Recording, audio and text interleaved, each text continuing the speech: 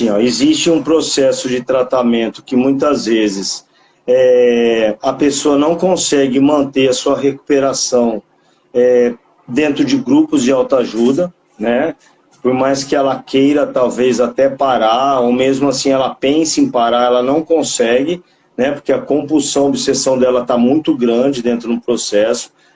Aí provavelmente a família precisa intervir, afastar da sociedade, aí passa lá pelo projeto terapêutico da clínica, onde ele se internar, da comunidade acolhedora, seja lá o que for, e a gente precisa focar dentro disso do que eu vou falar, no pós, na saída da pessoa.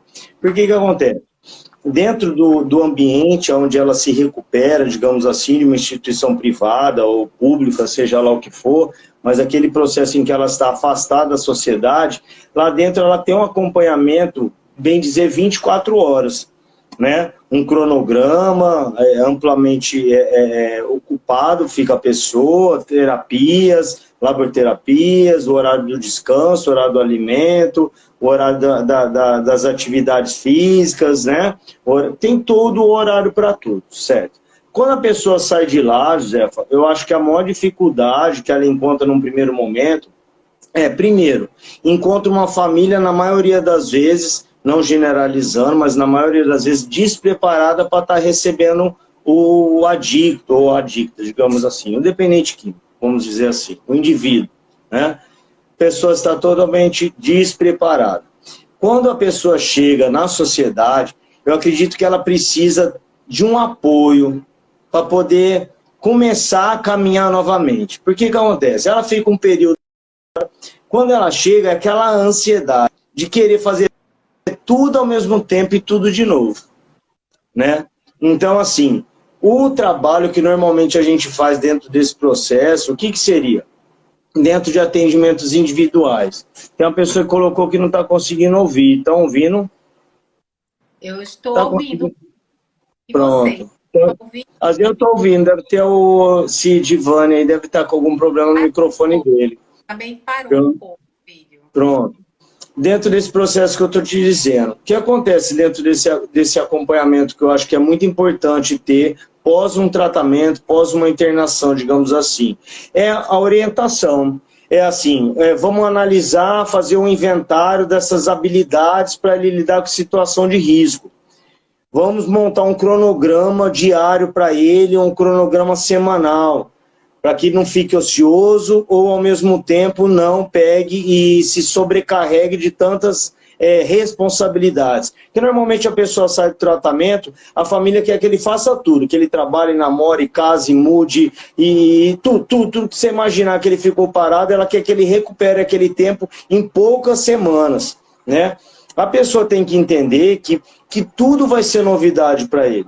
Ele vai ter que ter o tempo, como você disse, de frequentar um grupo de autoajuda, começar novas amizades que têm o mesmo propósito, o mesmo intuito que ele, que é o de recuperação.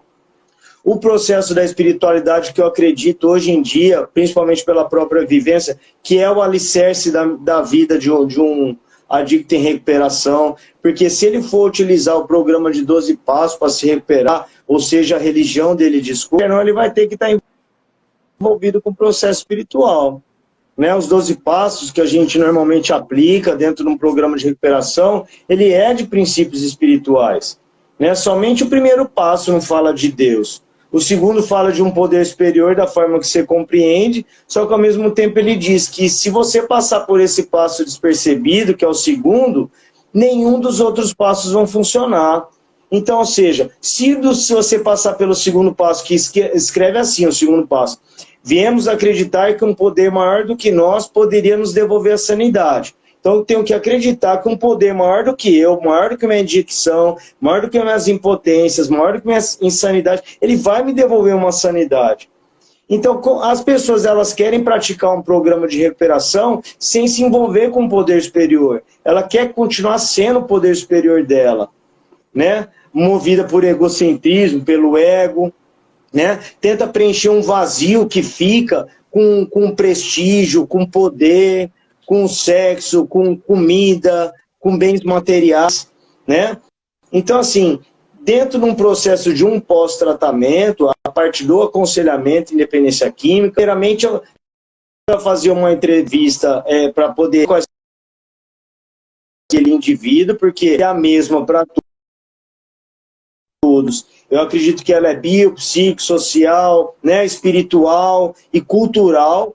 Então, cabe a fazer um tratamento individualizado para cada tipo de paciente. Então, num primeiro momento, você vai ver quais são as habilidades que ele tem, por exemplo, para lidar com emoções negativas, as habilidades que ele tem ou inabilidade para lidar com situação difícil, tipo falar com estranho, lidar com o chefe, com desentendimento, com relacionamento amoroso, que eu acho que é uma das maiores causas que tem de volta ao uso, é frustrações em relacionamentos, a pessoa utilizar o marido, a esposa, o namorado como poder superior da vida, troca toda a recuperação para agradar certas pessoas, buscar aceitação, né?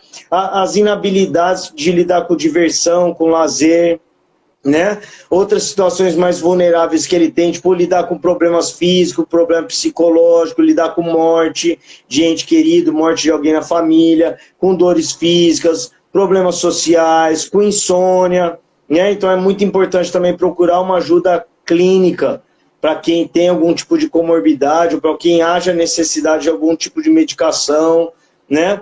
Então continua, a pessoa sai da clínica, ela abandona até a medicação por conta própria. Você entendeu? Muitas pessoas têm um processo de recaída, por quê? Porque abandona a medicação, não aceita que há necessidade de tomar uma medicação controlada. Não são todos. Mas se você tiver que tomar sua medicação controlada, você deve procurar um médico e dar continuidade naquela manutenção também. Sabe, Zé? Então, assim, eu acredito que é um processo bem complexo e individual, né, dentro disso daí. Ultimamente, as pessoas que aparecem para dar continuidade nesse processo de tratamento é mais para que fosse um auxílio mesmo, como se fosse um GPS no início, né? A gente faz até uma rotina diária do percurso para onde ele vai para o trabalho, para onde ele costumava ir para a escola, saber o tipo de ambiente que normalmente ele frequenta, o tipo de trabalho que ele tem, né? Como que é a rotina dele diária mesmo, desde a hora que ele acorda até a hora que ele vai dormir, você faz um planejamento diário para ele dar uma continuidade, como se fosse num cronograma dentro da instituição que ele estava. Então, basicamente, o primeiro processo que a gente faz é isso daí, né? Agora eu jogo a bola para você, né? A gente prepara dentro do nosso processo. A gente prepara dentro do nosso processo, dentro de uma instituição, digamos assim, que a gente é colega de trabalho, mas aqui a gente está falando da nossa missão pós-tratamento, digamos assim. Mas, quando eu preparo, a gente vai lá e faz assim, faz uma obra maravilhosa, faz uma reciclagem, né? Ressignifica várias coisas, né? Tenta confrontar, não afrontar, mas confrontar a doença da pessoa, defeito de caráter, né? Mudança de comportamento, vem a parte da assistência social, tenta aquele processo da ressocialização dele, né? Devolver novamente para uma sociedade, para uma família, para um trabalho. Aí quando chega do lado de fora, muitas vezes ele encontra o quê? Uma família ainda totalmente adoecida.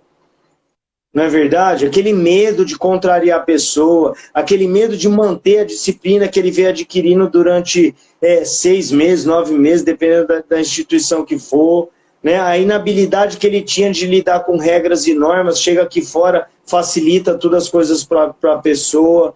Eu acho que isso daí atrapalha muito o processo de recuperação, né? Eu passo essa bola para você, de repente, dentro do seu trabalho, né, com a família, quais são as maiores demandas que você tem? Com a família é muito importante no pós-tratamento. E é interessante que, vale ressaltar que a família, enquanto o dependente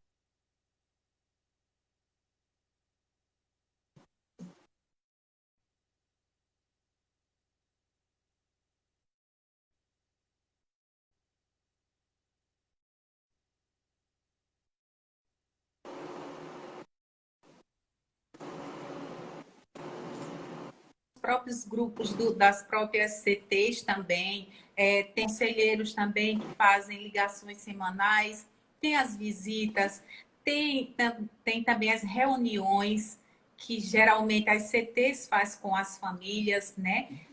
convida a família para conversar, para direcionar. Então, a família ela não fica solta nessa situação. Desde 2007, né, que eu acompanho família, que eu faço tratamento.